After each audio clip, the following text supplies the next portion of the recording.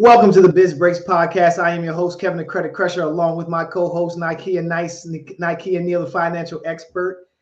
And today we are coming to you because we want to let you guys know we are moving to a new day. Same time, but new day. We'll be on Wednesdays, 1 p.m. Eastern Standard Time. So same time, but different day. Nikea and I decided that Wednesdays was a better day. It's called the Biz Breaks Podcast, and we have real talk with real entrepreneurs. But because it's called Biz Breaks, we figure we do it on a natural break in the week, the work week. So Wednesdays is where we are. Nice, what you think? It's hump day, right? It's hump day. It's hump day, and that you can take that any way you like it. You take it anywhere. That's what people say. Like, oh my gosh, it's Wednesday. It's halfway done the work week. But for an entrepreneur, Wednesday it's not a hump day for me. It doesn't matter. Right. Because every day we work, right? So it doesn't matter. Right. Friday is a hump day. Yeah. But Saturday is a hump day. Right. You know, date night is a hump day. You hope it is. We're gonna keep that. If things work out nicely. It may work out. but date nights have gone terribly wrong in the entrepreneur's life. I've had some date nights that go off rails. They start off with great intentions, but you know what they say: the road to hell is paved with good intentions. They say, "Oh, you get paid with a 1099." Oh, I can't do that. It's risky. I can't do it. Yeah, nice. So we usually have a guest on, as you guys know. We usually keep a guest on. This week because we are switching, so we wanted to take this hour, maybe a little less. Just to let you guys know, we are the Biz Breaks Podcast. We have real talk with real entrepreneurs.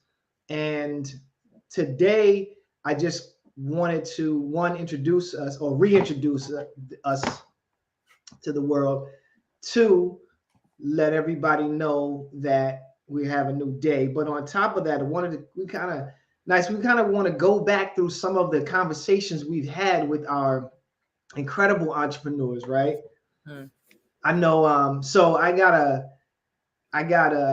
my mother watches the podcast, and she was saying she loves, every interview, but she said the one we did with Joanna was the one. Yes, man.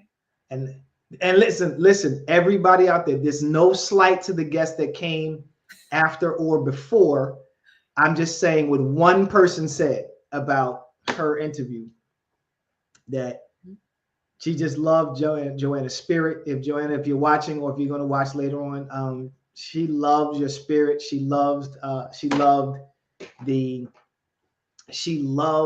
fact that you had this realness to you that came through.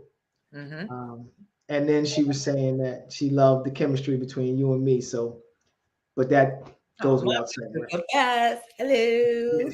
That goes without saying. Yes. Had to slide through for Thanksgiving one day. Well, yeah. 1 year. It's only one time a year, right? Listen, we give thanks every week, so you can come through on a random Sunday. This Thanksgiving for us. I mean, listen, some people cook like that all the time. Like, I think Thanksgiving is my favorite holiday. I love to eat. I know most people probably like, oh, really? Because I love food, good food. And Thanksgiving is like my favorite holiday because you spend time with family. It's great food, like it's really good energy. And I don't normally eat like that. So all of the like macaroni and cheese and greens and all that type of stuff, I don't eat like that. And so maybe that's why it's like one of my favorite days. Like, oh, it's such a treat to, Right.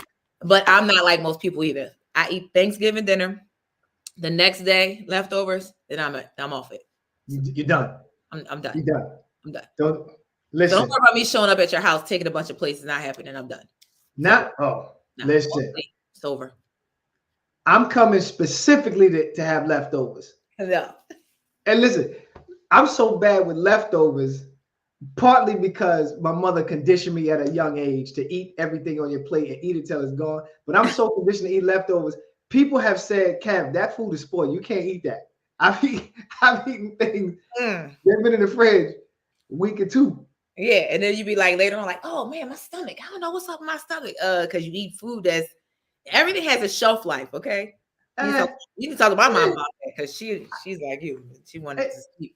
Nah. I don't know if they have a shelf life. It's suggested. Shelf life. They suggested shelf life. Yeah, everything has a shelf life, but that's just what it is. So, Kev, who was one of, or I don't want to say one of your favorite guests? It's not to slight anybody, but who like what nugget did you pick up from somebody? I picked up several from a couple people that I actually became a client of one.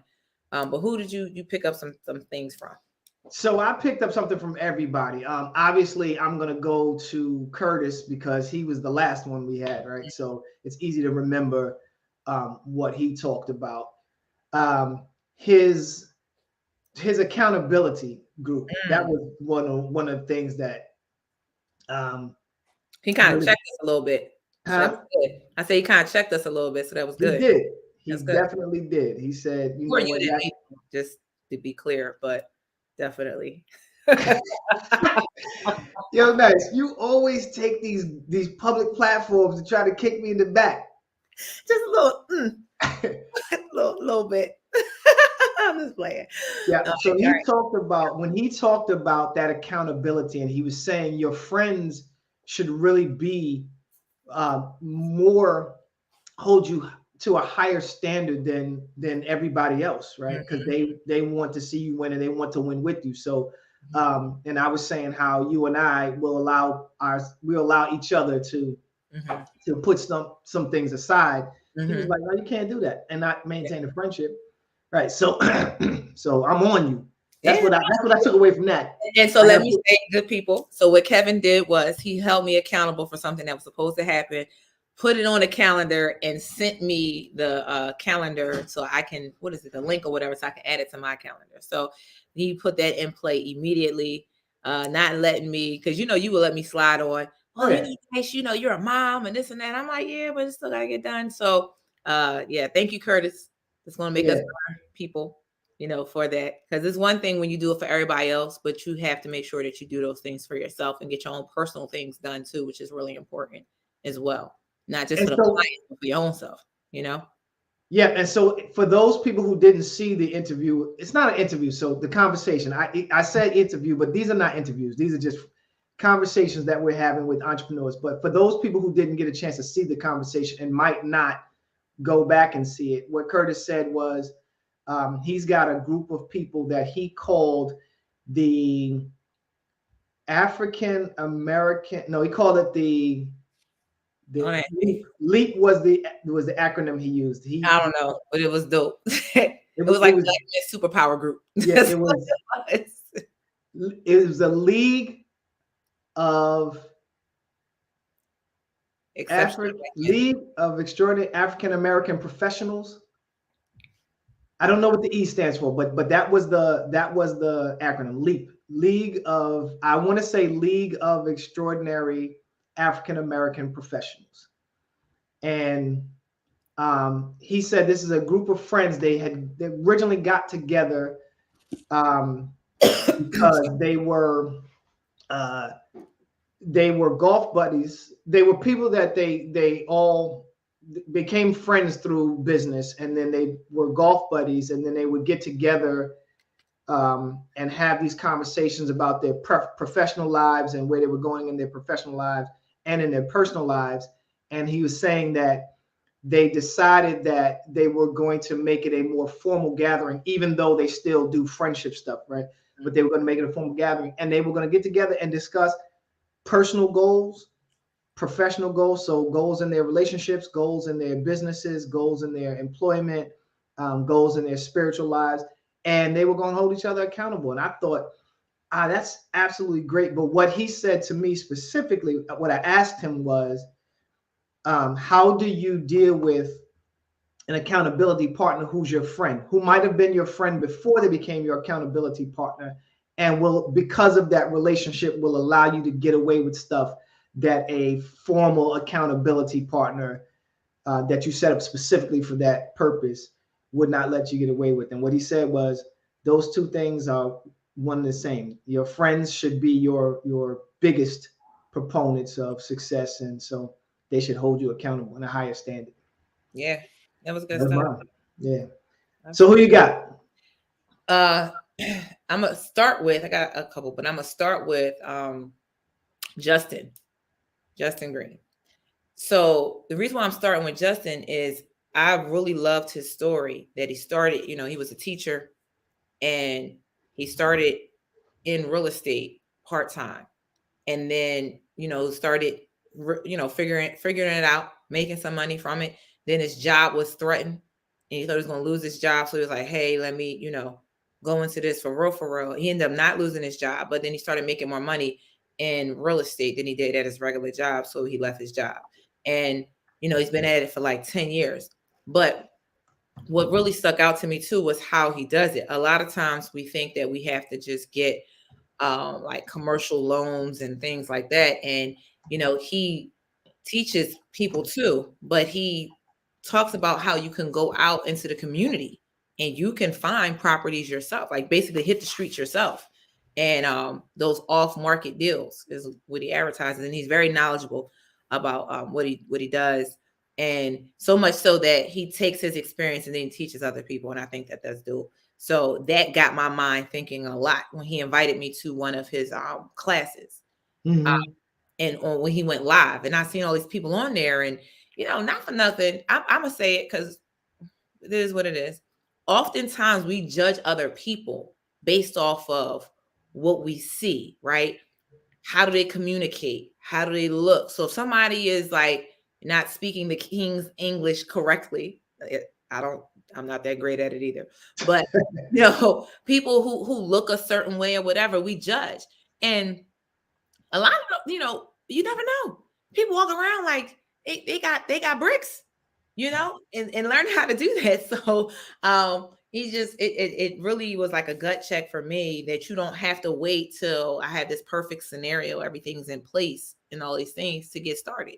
You have to learn and then go out there and get started. So that was good. And the just some of the gems that he dropped on that show just really made me start thinking more about real estate. It's always one of those things I was like, oh, Kev, I'm gonna get there when I hit this milestone in my business, when I do X, Y, and Z, and then that's the next step. And that step sometimes gets further and further away because I keep adding more milestones into my own business before I get to that. And it doesn't have to be that, So, and Joanna's a good friend of mine, and I watched her buy the block, So I'm just looking at him like, okay, so I could just, get started and start adding some bricks because our passive income is all I'm talking about. So that's adding another stream of passive income, things that you can pass down to your loved ones is important. To have them start off in life different, and it doesn't have to be one or the other. A lot of times in finance, we get into, you got to invest your money, stocks, bonds, real estate, whatever. Not real estate is always like, in those type of vehicles versus real estate. But anybody that has real money, they're in both. It's not one or the other. It's both. So awesome. So something, and like I said, we're talking about people, and you went into assets, and I wanted to go into something that I've learned, I picked up. And so what's really interesting to me about Life Nice is you can hear things and they are sort of in the background of your mind. And then one day it just clicks and it all makes sense. And I've been hearing this thing, or I've been talking assets. I actually talk about assets, right? And I've kind of been talking about assets, and the context has been abstract. But I heard a podcast the other day that someone said, you should just be collecting assets. And if you are a business owner, you should be investing in the asset of your business and not the work of your business, right? And I had to sit with it for a while. But then I really understood it, right? So I look at my business, and I'm doing my business. And I have some people in place that are doing the business for me, or doing the business in addition to me, so that if I go on vacation, the business is still making money. So it's great. But I thought it was an asset because it's making money when I'm sleeping. Mm-hmm. But the truth of the matter is, I don't have it set up so that I could pass it along to somebody and they not have to work in it and it still work. Right? Mm-hmm. But I have this app, this web app. Mm-hmm. If I develop it the way that I'm going to develop it, no, not like if, when I develop it, where it's going, it will be an asset. I could give it to you, right? And so we always think about children. We have children. You have children. You have 2 daughters. I have 2 daughters. And I'm always thinking about my children. But this is why it clicked for me. I am absolutely certain that my 2 daughters do not want to take over this business, no matter how big it grows, right? It could be, I could have 1,500 franchisees, right? It's my thing. It's my vision. They don't want to work in it, on it, or otherwise, right? They want to profit from it, but that's about it. Sure. They'll gladly take whatever comes from it, right? But I am certain that this is not like one of those, they're companies like the Ford Foundation who not getting groomed in the takeover. Right. They just pass it on, right? Walmart, the family just takes over. My daughters have no interest in this, and it's not really a transferable business, right? But the app stands alone, right? When it's done, it stands alone, and it is the asset of the business. It makes money. That money goes into account, and that once the app is set and it's done, it's doing what it's going to do, and it doesn't need any human interaction. That's a real asset. And so there's an asset inside of my business. That is part of my business, but it's inside of the business. And so we've got to figure out what those things are and start to invest our time, money, energy, and effort into those things. That's good, Kev. So I started, you've heard this thing, this new buzz term out here, NFTs, right? Oh, I'm on this thing. This is the new thing. This is the new thing. Can I tell you about this thing? Go ahead. Tell me about it.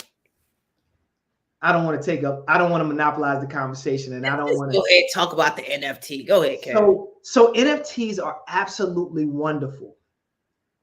NFTs are, so let's take art. Let's take a piece of art, for example, like that piece of art that you have on the wall behind you, right? All right. So you own that piece of art, or Terry owns that, whatever, right? You own that piece of art. It has value to you right now because it's in your house. But the more that I look at it, the more it may have value to me.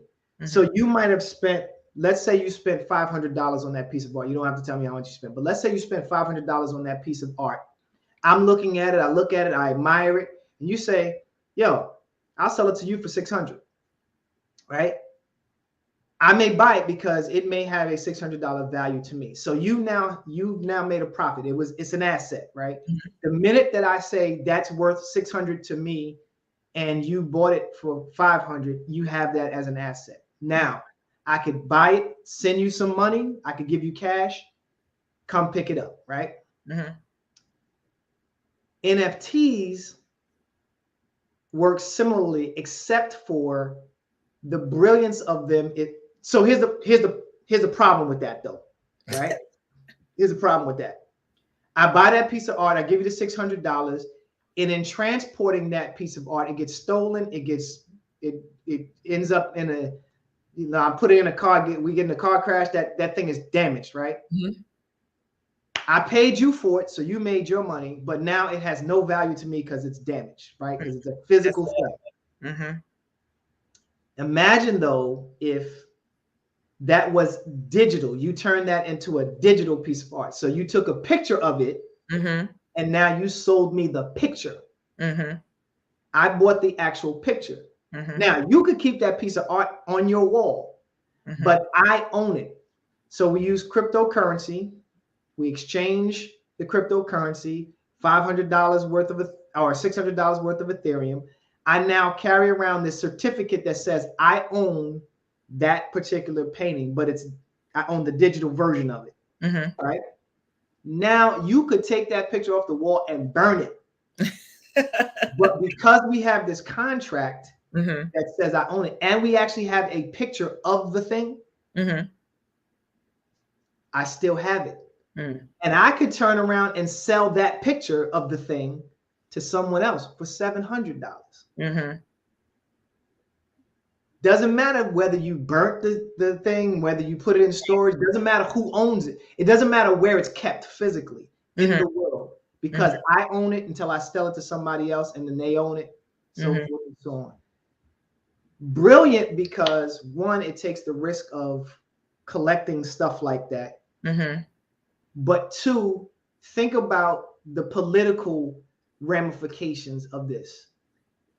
So let's say, and we saw this with the Germans in World War I, but I don't want to get into a history lesson. Let's say what's happening in Ukraine, right? Like, all right, where are we going, Kev? Okay. No, we going somewhere with this. Stay with me on this. Because this is in entrepreneurship. So in entrepreneurship, one of the things that we as entrepreneurs have to do is we have to pay attention to emerging markets, right? Stuff that's new, that's coming out, because the internet was new some time ago, right? Right. And those people who were entrepreneurs that understood how it worked and where it was going, made billions, right? Google was nothing. There was no such word as Google 25 years ago, maybe even less than that. 25 years ago, there was no such word as Google, right? They saw where the internet was going. They created this search engine. They didn't even create search engines. They just used somebody else's and built on it and made it the best. And now billions of dollars, right? Now it's Google it. Google, right? That is actually a term, right? Google it, right? So entrepreneurs who can see stuff that's emerging and take advantage of it early can really, that's how you really gain wealth, right? All right. So let's think about what's going on in the Ukraine, right? Let's say there's a multi-millionaire. Wait, before you get to that point, I just had to say this. Isn't it crazy where we are today as a society that you literally can turn on your TV and watch a war? It's bananas, right? Yo. I don't want to go like long with it, but I just, as you was bringing, I was just like, it's crazy. You really can flip on the TV and like watch a war as it's happening. Like it's being reported as it's happening. Like people are in struggle is not even like a good word for it at all. It doesn't even do it any justice, right? And you just like, you can watch what's going on. That's craziness that we're in right now. But go ahead. No, so that, it's kind of funny that you bring that up, because that plays a role in the NFT conversation, because the reason we can watch the war is because we're in the metaverse. So we've been hearing this thing, right? What the metaverse, and for months and months, I've been like, this metaverse that's for a bunch of nerds. I don't know nothing about the metaverse, right? And I don't plan to know anything. And then like here, I realized we're in the metaverse. The reason you can watch that war is because you have access to social media. You have access to 24-hour, 7-day-a-week streaming of stuff that's going on in a different part of the world, but it's part of your world because you're on social media, right? The side effect of all of that though is high anxiety, all kinds of like mental health stuff, as it relates to all of this. But go ahead. So getting back to the NFTs and how they play, right? So we know what's going on in the Ukraine, or we have a cursory knowledge of what's going on in the Ukraine, depending on how much we're on social media, right? Right. But we know there is something going on in Ukraine, right? So imagine Russia invades Ukraine. They go in. The first thing they're going to do is they're going to seize the assets of the wealthy people there, right? They're going to go looting is what they're going to do. They're going to go looting. Right. That's exactly what they do. So they're going to walk into somebody's house in Ukraine who's a multimillionaire, and part of his millions are the paintings, the artwork, the collectibles, his cars, whatever, right? Mm-hmm. They're going to seize all that. That's going to become part of Russia's governmental property, right? But imagine if all of those things were NFTs, where they were just a contract between him and somebody else. They didn't even sit in his house. He still owns them because they have this contract. And the government can't seize it. And particularly the government can't seize it because the exchange was cryptocurrency, where the government has that's why cryptocurrency was created, because it's a good Netflix what is it, documentary that explains crypto and how it started, why it started, all that good stuff. I watched it. Don't remember the name of it. Yeah, it's okay. People just search cryptocurrency on Netflix, you'll find it. Yeah, so it talks about Satoshi Nakamoto. We ain't got to get into all that. I'm just telling. I'm just giving you some backstory. I know how you go start turning Professor Kev right now. I'm not trying to do that with your world behind you. You see the professor? You about to emerge like Professor X. But I'm just wanting to. Why won't she let me? Audience, help me! Y'all gotta help me, please. Why won't she let me live, y'all? Why won't she let me live? I was just saying. I didn't want you to turn into the professor. That's all I was saying. Thank you. Because you are super knowledgeable. I love it. You haven't used the word yet, and I don't know. I'm waiting. Okay, I got my notebook. Not gonna happen. Right. Yes, not gonna happen. You have an extensive vocab. It's gonna happen. I'm gonna write it down. That's what I do. I'm like, ooh, say that again. What is that? So bottom line is, I don't even want to go into explanation anymore. Now I'm turned off. But the bottom line is. The bottom line, Nice, is we've got to start paying attention to these things because they're not going away. A lot of people said the internet, when the internet first came out, they were like, I don't even care, right? And then they got behind, and now, there are people who I'm not going to mention any names, but I have people in my family who they can't use the internet because when they heard about it, they were like, it's not real. I mean, right? You think about like Amazon, how many like retail businesses went out because they didn't change like their model. Blockbuster, right? Like you didn't want it. They had the opportunity to buy Netflix, was it? Yep. And it was like, get out of here. Right. They sunned them like, nah, son. Right. Blockbuster. Where's Blockbuster? It's Netflix and chill. There's no more Blockbuster and chill. Right. Gone. It's a wrap. So yeah, that's a good. I pulled up on a store the other day and I saw a Redbox thing sitting outside. Oh, I remember Redbox was hot. That's why it was Blockbuster, and Redbox was good. Then yeah. You was hitting up the supermarkets. It was like usually outside the stores at the supermarkets and stuff. Yeah, remember that. But Nice, it's funny because I watch people. And I like to think I'm not one of these people, but I watch people who say, "Oh, this thing is not real. It's nothing. Don't even worry about that," right? Mm-hmm. And then it takes over the world, and then for years they'll still be like, "Oh, it's nothing. It's nothing. It's nothing." I'm like, "All right, this whole thing is happening around you. Mm-hmm. You better get on board." But they don't. Look at the And what's crazy? You like to think that the people who own these multi-billion-dollar businesses aren't those people, but they are. Wayne Huizenga, who owns Blockbuster, or he still owns Blockbuster, because Blockbuster is still a thing. It's just you can't go to a store, but he owns it. He's one of those people. Imagine this dude is a multi-millionaire. He may be a billionaire because he owns the Dolphins too, but let's say he's a billionaire, but made multi-millions, but wasn't just could not wrap his mind around streaming. Mm-hmm. That we're moving to streaming. It's a thing. Mm-hmm. Get on board. And he could have been the biggest thing because he had the catalog, right? Mm-hmm. That's what Netflix did. They built the catalog and then they said we're streaming. He had the catalog. What's funny about that too? Now, when Netflix first started making movies, right? You start thinking like these are little rink-a-dink, like, I don't know about these movies, right? Then they started getting, I don't want to say real people, like the people who made the first ones wasn't real. They started getting like notable like actors and things like that. And now it's like, oh, this Netflix just made this movie with like Will Smith. I don't know if y'all want one or not. I'm just saying, like, just with that, it's good stuff. Yeah. So let me ask you this: as an entrepreneur, how do you stay current?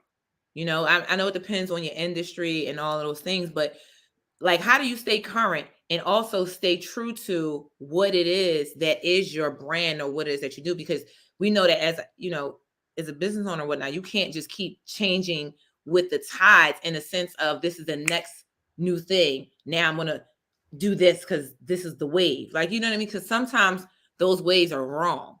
All right. So how do you figure out, how do you navigate that? Like in your space, how do you navigate that? So I think it's two things for me. The first thing is to not buck the system, to recognize that there will be something new, that thing will be big, and to allow myself to become part of it. Like social media came. I don't like social media. I didn't like it when it was first introduced. I didn't like the premise of it, but I recognized, I got to use it, right? So I didn't become one of those people who said that social media was not going to be a thing. Right. I said it may not be a thing I like, but it's going to be a thing. And so the second part of that, first is to recognize that things are going to come and you have to be part of them. Otherwise, you'll get priced out of the market. Mm-hmm. And then the next thing is, how do I integrate it into what I do, right? Mm-hmm. So I do credit. Mm-hmm. I figure out where on social media my message is most impactful. Mm-hmm. It's not on Instagram. Mm-hmm. Facebook those are my people. Facebook and YouTube are my people, right? Instagram is used because young people need to validate who you are, right? I got young clients, and so, but I don't get my clients from Instagram. I don't think that I'm ever going to get my clients from Instagram. I definitely don't think TikTok is where I'm going to get my clients, right? But my clients will go to TikTok. They will go to Instagram to see that we are real, right? That we are an entity, mm-hmm. right? I see people all the time. What's your gram? All right, cool. This is my gram. They go, they say, all right, this is my gram. This is my gram. All right, this is where, all right, they're a real company because the young people don't, like, the older people say website. What's your website? Mm-hmm. Right. But those are my mother's generation, right? That's how they can tell that you are real. What's your website? Younger people are like, what's your gram? So you got to have both. Yeah, there's a lot of value in social media. I like social media.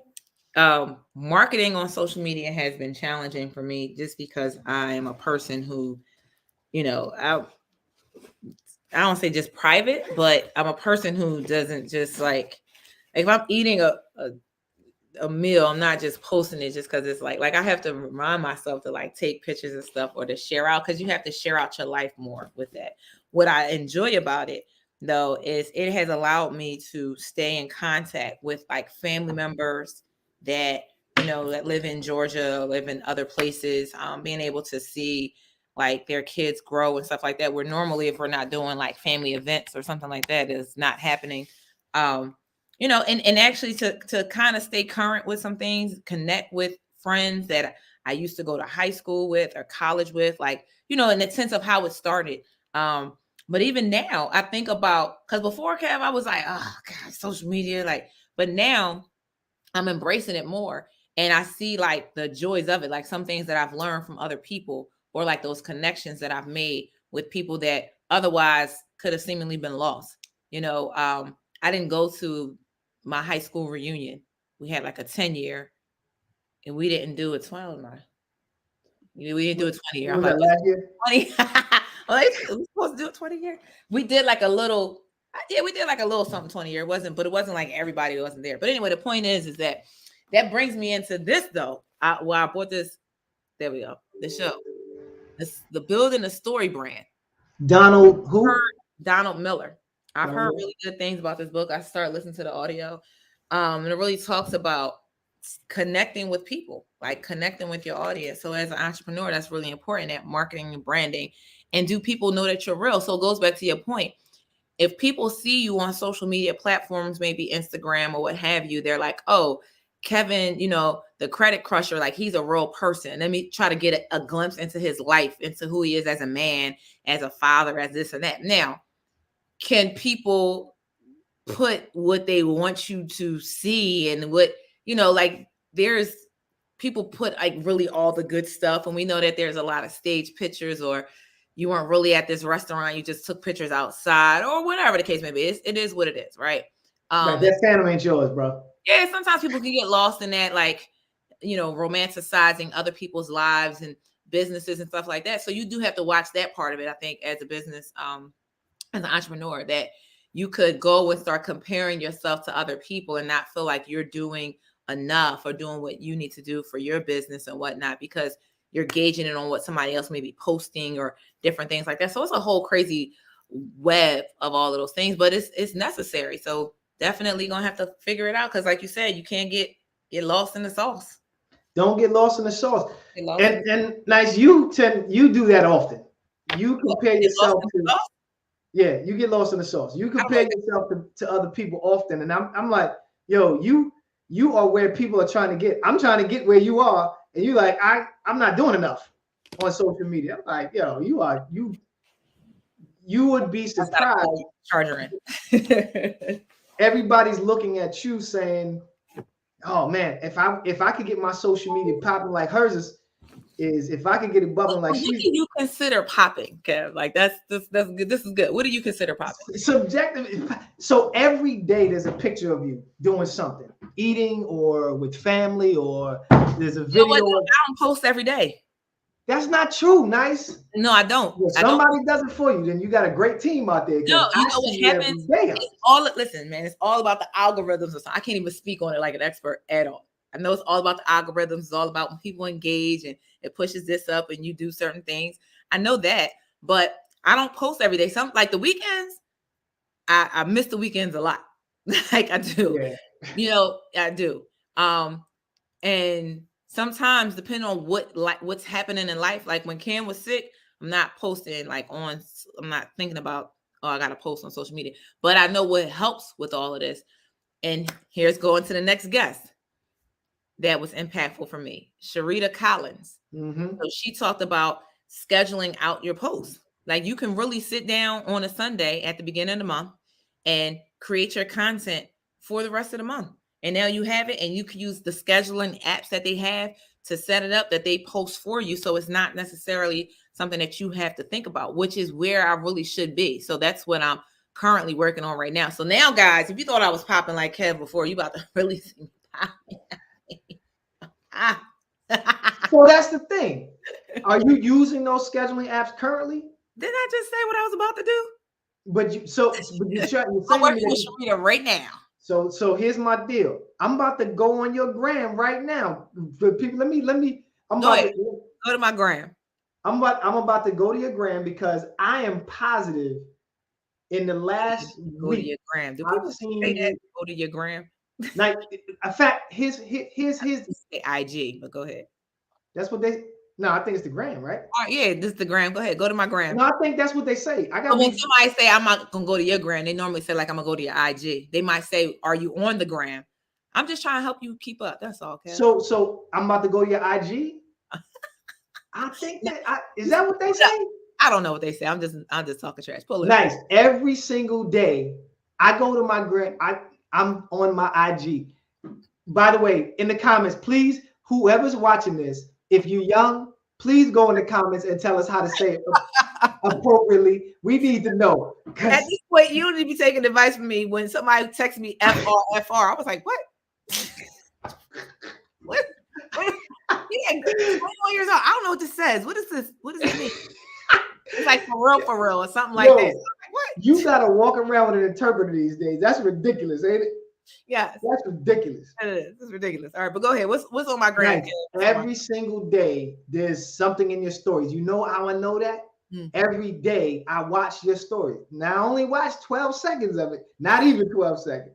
But the fact is, because it's 3 people, I'm not gonna put their names out here because they may not want me. But there's 3 people that I look at their stories every single day. You are one of them. You, this other person, and this other person. Right. Every day there's something up on your stories, like there is right now. But if I got go the to your green, page, I got the hair. I got the hair. That's the last one, right? Yeah. All right. Well, yeah. The blowout. Because they only stay on for 24 hours. Huh? They only stay up for 24 hours. Which means every 24 hours. No, listen, this is the thing. You think that, but what ends up happening is, like last night, I was on training and I was like, I didn't post today. I need to post something. So I took a picture of myself and said, the real hair is real or something. Right. The blowout is real or whatever. And then real. And made like another face and then put it up there. But you will see that there are some days that seems like it missed. So I might have posted like a Monday evening that like ran that time frame, but then missed Tuesday and then posted on Wednesday. So then it looks like it was every day. I'm just telling you the real. Like I haven't figured it out, but I would like to post every day. So I'm gonna make that statement true that you're saying though. I am going to post every day. Before it was on some, I was like, I gotta post 3 or 4 times a day. And I had to be real myself, like, if I at least post once a day, right? We talk about these steps. I at least post once a day. That's gonna be good. I got some good ideas about some videos that's gonna come up. Using my personality. That's, gonna talk about some finance and, some good stuff. I'm gonna do that, Kev. I'm looking forward to it. But like I said, but you don't sleep on yourself, man, because your Canva videos with the video playing inside of. I was like, oh, look at Karen, what's that? Okay, put me on. You're not looking at the camera no more. You here with it, right? Look. So every week I'm trying to employ a new technique that can't, and I'm going to keep using the old ones, but add one thing to the repertoire. So I don't know if you saw my Instagram reel. First of all, I just discovered reels. I think I did see the reel. I think that's when I was like, I gotta get my weight up. If Kevin's doing reels right now, then what am I doing? Nice. I had one, but this is what was incredible about reels. I discovered reels on. I don't even know how to get the reels right now. I'm going to your page like, all right. I was like, is this the one? So is that the one? That is that's a reel. That's a reel. Yeah. I have only 3 reels. But this is what I found out. What? 1,800 people viewed my first reel. Yes. 1,300 goes to other people that's not even like following you and all of that stuff. And that's how to get these new people following you. My G. I didn't bottle this up, Kev, and put it on, I discovered reels on Sunday. I didn't even know I had one. I had only one, but that one had 1,800 views. And so now I'm doing because I didn't realize that reels go to your page as posts. They go to your page as video posts. I didn't know that either. Thank you for teaching me that. I didn't know that. So you record a reel, you post a reel, you record it as a reel, you post it. It's going to post on your page as a post. See, so you actually go when it's time for you to post and you can click on it. You hit the we teaching y'all something for those of y'all who might be like us that didn't know. So you hit the little plus button at the top, right? Post, story, and reel. You click on reel, then you record what you want to do, and then it saves. It goes to the reels, and then it saves as a post on your page. As a post. See, that's just lovely. They want you. They teach you what they want you to do, like where the stuff is, by what you got to click. My bad. I clicked on somebody's reel. My bad. But yeah, man, that's good stuff. So I gotta get to some reels. You got to get some reels pop. So if you do the reels, it does. I mean, it gives you 2 hits at one time, right? You get a post and you get a. Going back to the guest, that's something that Justin. I hope you're not watching this. I mean, you should be watching it, but Justin told me how to do a post. A reel, but where it's something like in your background you can like point to and do all that. Yeah, he was showing me how to do that. I got that joint too. Yeah, see? I did that too. I was like, that's what I learned on Sunday. See? I learned how to point to the captions. Exactly. Yep. So, and you can take Shania showed me how you can make your static pictures into a reel. Oh, that's like how they do on TikTok, like when they be the flipbook. Yeah, it's a real flipbook. It's gonna be crazy, man. You need to do this. You gotta build it out. But nice. That is the thing with new stuff. You just have to be open to accepting that it could be big. And here's the deal. As long as you're not paying for it, if it's something new, you get involved and it doesn't take off, like Periscope, right? Right, exactly. Periscope was a hot thing for like 4 weeks. What was it again? Periscope was the predecessor to TikTok, but it came out. Oh, right. It came out a decade and a half ago. Donald Trump was trying to shut TikTok down. Remember that? So Periscope but Periscope came. TikTok is big because of the time. It just came at the right time. Periscope came too early. But here's the deal. People jumped on Periscope. Everybody that was on Twitter jumped on Periscope, right? And so if it only lasts for a short period of time, not a big deal. They got big on Periscope. It went away. No one cares about it, right? But you didn't spend any money, right? Right. You spent money on if you jumped on Instagram, right? Or let's use Facebook. You jumped on Facebook. Facebook is still here. It's still relevant. Right? Yeah. So if you jumped on early, you good. You know what they say, that certain platforms are for different things. You know what I mean? And depending on what your business is, it'll do better on one platform versus another. You know, all of that good stuff. So this is like a sidebar, because as you know, entrepreneurs, you are a person too who has a family and all of that good stuff, right? So I have an 11-year-old who I had to take her off of TikTok. So this was last year though. More so when we was in the height of the pandemic, so maybe like a year and a half. I was like, I had to shut TikTok down for her. I was like, nope. Because when I got on there, I seen it was just like random videos that would come up, people cursing and doing this. I was like, nope, we're not doing that. And it didn't stop her from learning whatever other dances or whatever else they was doing. But for me as a parent, I was like, nah, TikTok. And I had a negative association with TikTok as a result of seeing like that type of stuff that was being shown for her. But then as I heard more people talking about it and this and that, and I started looking at myself, I started learning. I did learn some things. Let's get into that real fast though. How everything, just because it is posted and it is on social media, it doesn't necessarily make it true.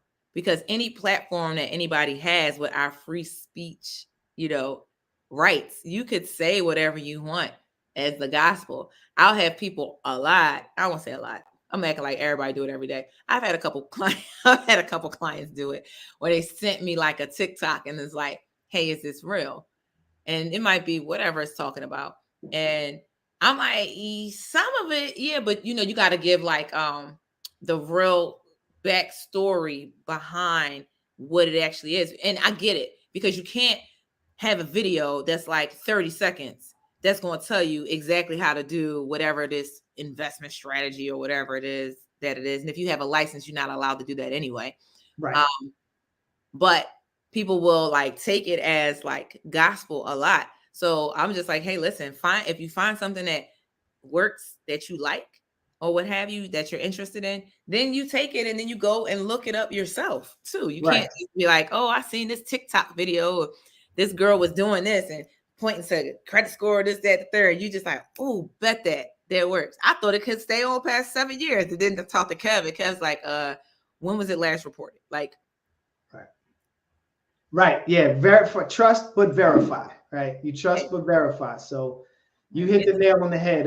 You're getting highlights. Social media can only give you highlights. It can't give you in-depth conversations, right? Right. And then there are circumstances, right? There's context and circumstances that you have to be aware of. Like what can work for one person can't work for the masses. Doesn't absolutely work for the masses. So that's why nice. I get my TikTok on. I'll be pointing to meet with me. The news dances, I'm be right there with it. That's not the news dance. I know y'all like that's like the Cabbage Patch. Yeah. I'm gonna figure out some of those Yeah. dances. That was old when it was new. So you definitely can't do that on TikTok. No, I'm gonna stay in my lane with what makes sense for me to discuss and to but bring it. I think what I do enjoy about it is you can bring humor, and it's no longer have to be when you're in business, especially in the business of finance, that you're this stuffy, like I'm just going to talk to you about numbers and a bunch of financial jargon that you don't understand. Like that doesn't really resonate with people anyway. So when you can, like, I always use Target references when I'm talking to my clients because Target is the devil, but I love it. You know, you gotta know what your vices are. You gotta know when you go into Target, put your purse in the trunk, just go in with the cash that you need, and that's it. Because them little red signs and the way that it's designed, oh my gosh. I walk in there, and that was a post that I made because I was in Target. I took a picture. It's like the best pillows ever. Make you want to buy 18 houses so you can decorate them all. Like, those red stickers get you how many bottles of shampoo do you need? I don't have this scent. It was $10 and now it's $8. You know the psychology of it is they're good. They're Nice. good. Do you have a Target credit card? No, I don't have a Target credit card. You need one that gives you rewards points. Rewards and some points. Yeah. Because you're not getting any points from your debit card. And no, that's what listen, I had to put myself on a Target budget. Like real talk. But you know what's crazy too? When I was after I had my daughter, I only shopped Target and Amazon. Everything, everything came from there. I really, in my mind, it was like another store did not exist. Oh, we need toothpaste, let's go to Target. Oh, you need some more wipes, we go to Target. Oh, we need to get some crackers. Yeah. And then your electronics is what you were getting off Amazon, right? Or books and electronics, right? All kinds. Now Amazon and all kinds of randoms. You know how they do now? They send me like, you know what social media is good with? I don't know, we're going on a tangent, but as soon as you say something, it's in your feeds. Like me and you, we talk about whatever we want to buy right now. They listening to everything that we do, and they're selling us. I'm scrolling on something else, and then there's like these cute outfits on Amazon come up, and I'm like, "Ooh, that shirt's nice. Where's this?" But this is what's crazy, Nice. It's not that I thought it was just I searched something and the social media picked up. No, I say it. Yes. You got to be careful. Like I said something specific one day about these particular Jordans that I wanted. Mm-hmm. Don't you know them joints came up in my feed? You're like, okay, this is where you buy them. Kev, right here. I bought them, y'all. Click the link. They got me. Shop now. They got me. I got that thing was so easy. I just hit that button right to my size and everything. I was saying, proud. I know we can get through this, but I have one more question to ask you on just like branding, what some of your feedback might be. So how do you feel about paying for like advertisement on like, so you said Facebook is your thing. So how do you feel about paying for advertisement on Facebook? Like, have you ever tried that? Is that something I have not consider? I have not. It's something that I'm definitely considering, but what I need to do is go to experts. Mm-hmm. So that's the thing that I want to talk to everybody about. Again, you're getting a lot of information from social media. My suggestion is you go to an expert, someone you know who's an expert in that arena, and confirm the information that you're hearing and get all of the context around it. And so I have gotten only that you can advertise on social media from people on social media, but I'm going to go to an ad agency. That's in fact, that is what me and my team are talking about right now, is going to an ad agency and seeing how to do a properly placed social media ad, if that's something that should be done. You should talk to Sharita, because she talks about Facebook ads. She was one of the guests on here too. Yeah, so I know Sharita to be a great marketer in the digital space, and I know she uses social media as her main method of advertising. So she clearly left an indelible mark on you too. I like her, man. She's good. Queen I'm connecting with. She's in my space now. Yeah, right. Yeah. So nice. I think we've had a great conversation. It happened so quick though. I know that time went by quickly. Is it? But I just want to take because I got I want to take a hard stop. I just want to let everybody know we will be back next Wednesday with a guest. We have a special guest coming on from Achi Kamachi CMOS, Ikema Wells. I'm looking forward to having her on. But we will be on the Biz Breaks podcast on Wednesdays at 1 p.m. Eastern Standard Time. We used to be on Thursdays. We're now on Wednesdays at 1 p.m. Eastern Standard Time. You can find us in the same places on all of our social media platforms, Nikea's personal page, my personal page. You can find us on the Promethean YouTube page. That's YouTube.com/Promethean Credit Counseling. You can find us on the Promethean page on Facebook. And this just in, you can find us on the Biz Breaks Podcast page on Facebook, as well as the Biz Breaks Podcast group. So you can join the group. You can subscribe to our page on Facebook.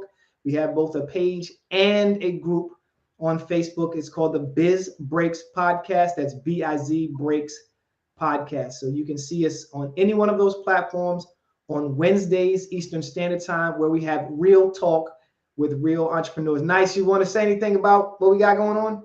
No, I'm just excited. You hit me up. I was like, listen, Nice. I'm making this official, baby. I was like, okay, yeah. let's go.